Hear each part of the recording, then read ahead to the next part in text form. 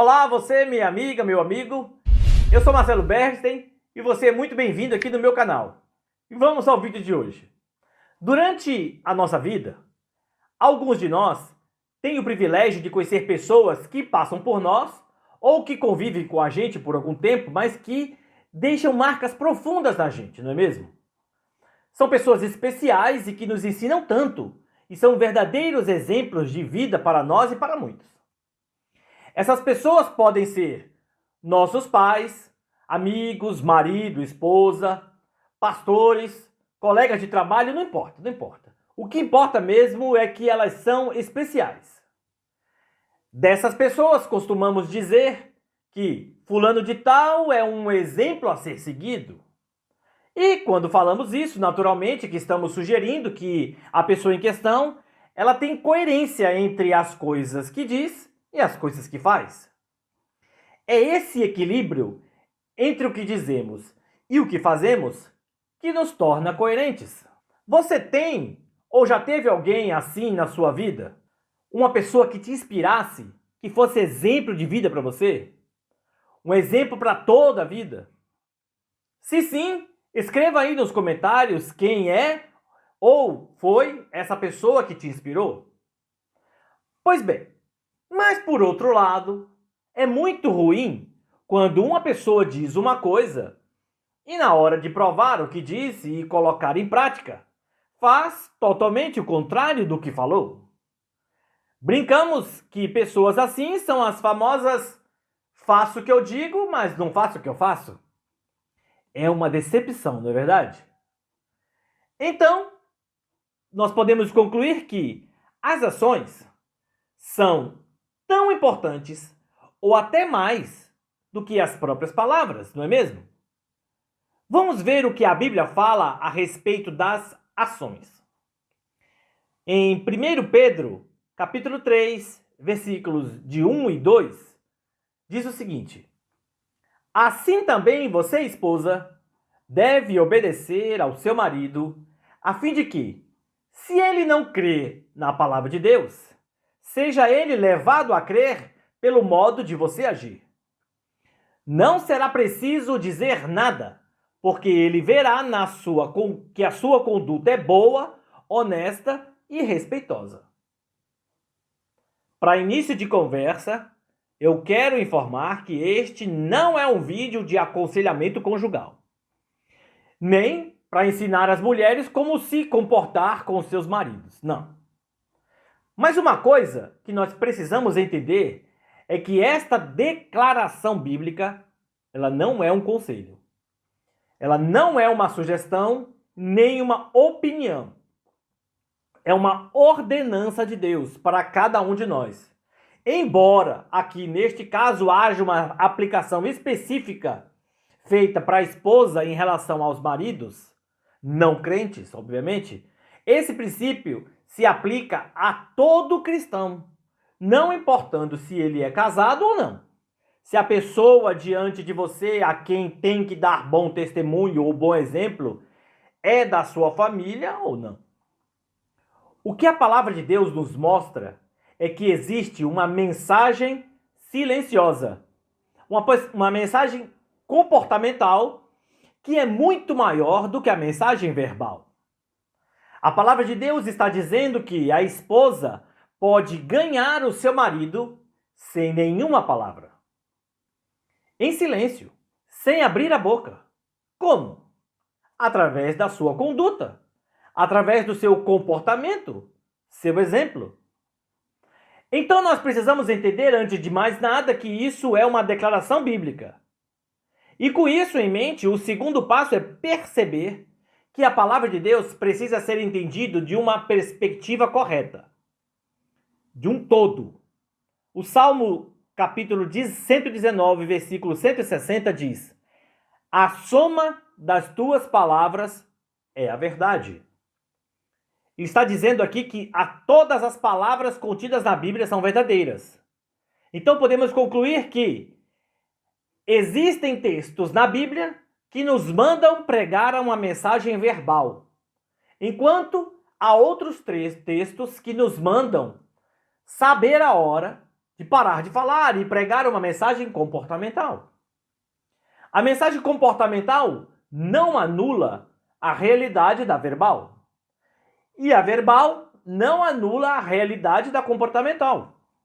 Elas se complementam. Mas se isso é uma ordenança bíblica incontestável e irrefutável, significa que há momentos que de boca fechada nós podemos concluir que podemos levar alguém a Cristo? Não é isso? É isso mesmo. Por que eu estou falando assim? É porque tem muita gente falando de Bíblia, mas vivendo de uma forma que contradiz o que elas falam e não inspiram ninguém com suas palavras. Olha o que Jesus disse em Mateus capítulo 23, versículos de 1 a 3, a respeito de quem prega uma coisa e faz outra.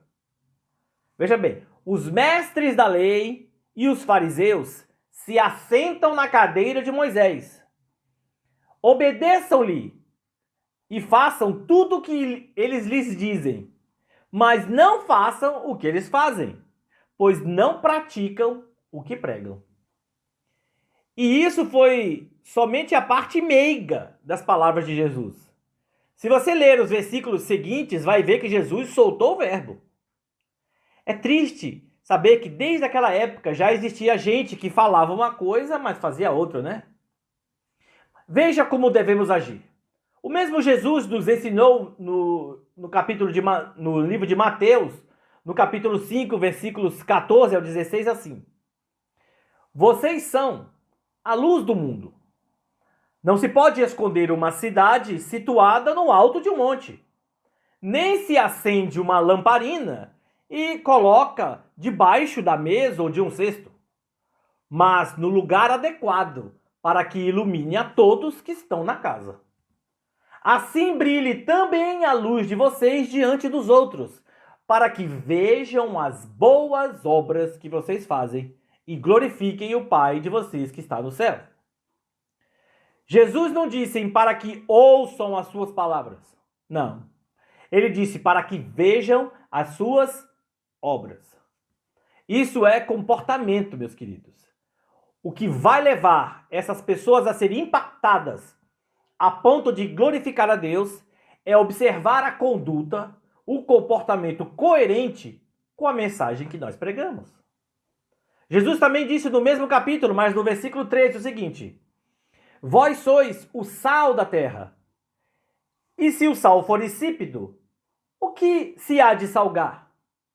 Pois nada mais presta senão para se lançar fora e ser pisado pelos homens.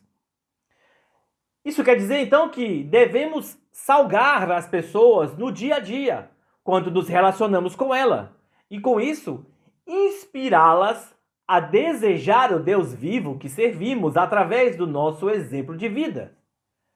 Se nós somos o sal e não salgamos, qual a nossa serventia mesmo? Dito isso, eu quero realçar aqui a importância de ter e ser um bom testemunho. Em 1 Coríntios capítulo 1, o apóstolo Paulo diz: sede meus imitadores, como também eu sou de Cristo. Ele está dizendo: Cristo nos deixou uma mensagem comportamental e o seu comportamento é um modelo a ser seguido. O que isso significa? Significa que ele, Paulo, queria dizer: eu imito Cristo e porque eu imito Cristo, eu me tornei um modelo a ser imitado por vocês. Em 1 João, capítulo 2, versículo 6 diz: quem diz estar nele, deve andar como ele também andou. Quem é ele? É Cristo. 1 Pedro, capítulo 2, versículo 21 diz: ele nos deixou exemplo a fim de que a gente siga suas pegadas. Filipenses 3,17, o apóstolo Paulo diz também: irmãos, sejam meus imitadores. Observe os que vivem segundo o exemplo que temos dado a vocês. Então não apenas imitava a Cristo, e ele esperava ser imitado. E demais, aqueles que estavam imitando o exemplo que ele deu também deveriam ser imitados. Eu acho que eu já dei versículos suficientes para explicar o que estou tentando dizer. Se bem que eu poderia passar mais uma hora aqui recitando passagens que nos incentivam e orientam em como devemos nos comportar de maneira exemplar, a fim de que as pessoas nos tenham como exemplo a ser seguido e sejam levadas a Jesus. Mas eu vou dar um exemplo pessoal de como a atitude, o comportamento de alguém pode mudar o pensamento de uma pessoa. Não é segredo para ninguém que eu nasci em um lar cristão. Eu fui criado desde pequeno na igreja, mas por razões diversas eu deixei a igreja de lado. Não queria mais saber de igreja. E não só isso. Eu descobri que eu tinha uma verdadeira repugnância por pastores e pessoas ligadas diretamente a qualquer igreja por várias razões, entre elas pela corrupção e desonestidade que existe em algumas igrejas. Para mim, em linhas gerais, se era pastor, padre, bispo, reverendo, não importa o título, era picareta. E esse sentimento durou quase 10 anos dentro de mim. Um dia eu fui trabalhar em uma empresa de logística e transporte. E eu era o auxiliar de um homem que era o contador da empresa. Não era uma empresa assim muito grande. Por isso toda a parte contábil da empresa passava pelas mãos dele. A sala que nós ficávamos era do lado da sala do dono da empresa. Certo dia eu estava trabalhando, fazendo lá contas na calculadora, na minha primeira semana de trabalho, e o contador estava conversando com o dono da empresa na sala dele, na sala ao lado. A porta estava aberta e eu podia ouvir tudo o que eles falavam. O dono pediu para o contador fazer algo ilegal. E na mesma hora as palavras do contador foram: "Você sabe que eu sou pastor, servo de Deus. Eu não posso fazer o que você está me pedindo." Na mesma hora o dono falou: "Você é pastor lá na sua igreja. Aqui você é meu contador. E eu quero que você faça o que eu estou te mandando." Imediatamente o contador falou: "Eu não posso impedir que você faça alguma coisa ilegal. Mas você não pode me obrigar a fazer isso. Isso vai contra a minha fé." O dono da empresa, vendo que não podia convencer o contador, desistiu daquela ideia e a vida continuou. Mas aquilo me impactou profundamente. E eu pensei: ainda existe pastor honesto? Existia. Estava bem ali na minha frente. Eu fiquei impressionado. Mas como eu não pertencia à igreja dele, eu continuei fora da igreja por mais 15 anos. Um dia, eu me mudei para a cidade do pastor. E como eu era amigo do filho dele, nossa amizade retomou rapidamente. E em certa ocasião, o pastor me chamou no canto e falou: "Marcelo, faça uma visita à nossa igreja." Aquilo, em primeiro momento, soou muito ruim nos meus ouvidos. Mas na mesma hora eu me lembrei que ele era um pastor diferente, um pastor honesto. Então eu decidi ir lá. Aí veja, após mais de 25 anos sem pisar em uma igreja, sem sequer ir a um casamento, lá estava eu, sentado em uma igreja, ouvindo a palavra de um homem de Deus, e ela atingiu o meu coração e eu fui totalmente transformado pela palavra de Deus que aquele homem pregava. O nome dele? José Amâncio dos Santos. Eu agradeço a Deus por ter colocado esse homem na minha vida. Eu nunca falei isso para ele, mas depois desse vídeo ele saberá a bênção que foi e é até hoje na minha vida.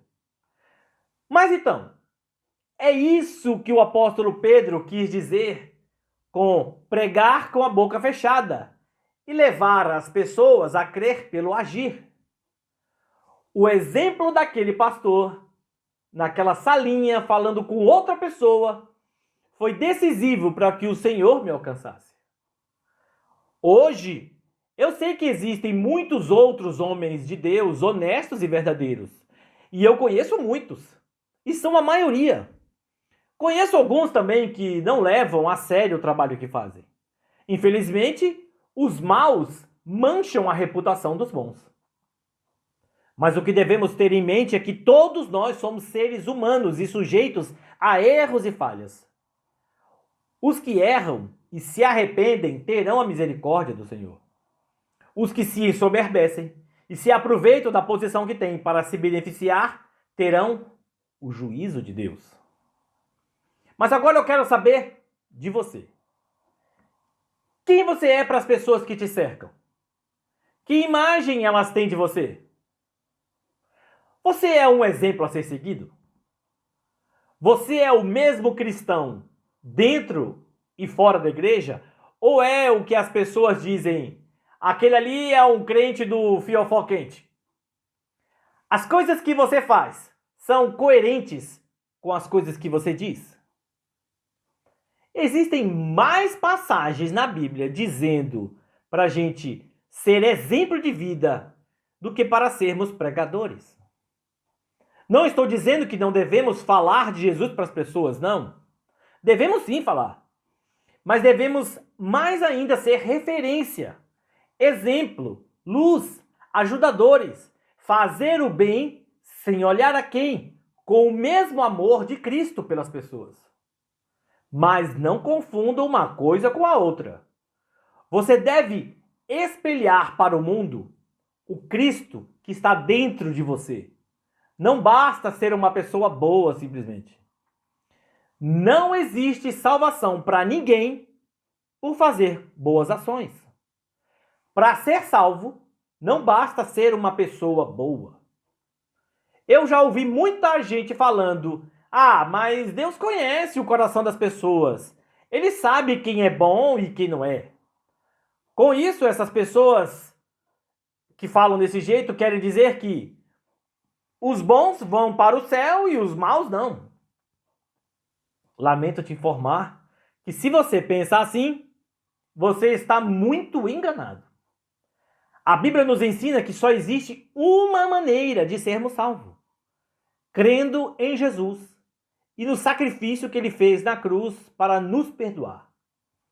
Aceitá-lo como Senhor e como Salvador da nossa vida. A Bíblia também diz que a salvação não vem pelas obras, para que ninguém se glorie.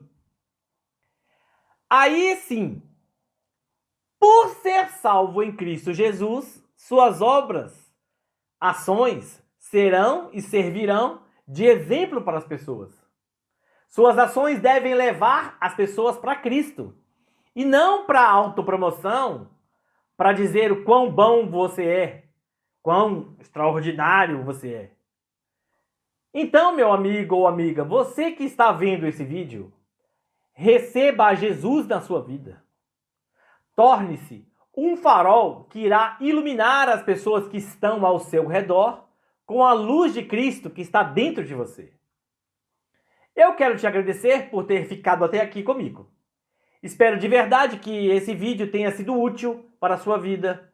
Se você gostou, dê o seu like, inscreva-se no nosso canal, nos ajude, clique no sininho para receber as notificações e deixe os seus comentários para saber o que você achou do vídeo, as suas impressões. Você sabia, uma informação que pouca gente sabe, que a maioria dos que veem os vídeos não são inscritos no canal? Inscreva-se. Eu fico feliz de você estar comigo até aqui e espero você nos próximos vídeos. Deus te abençoe. Muito obrigado.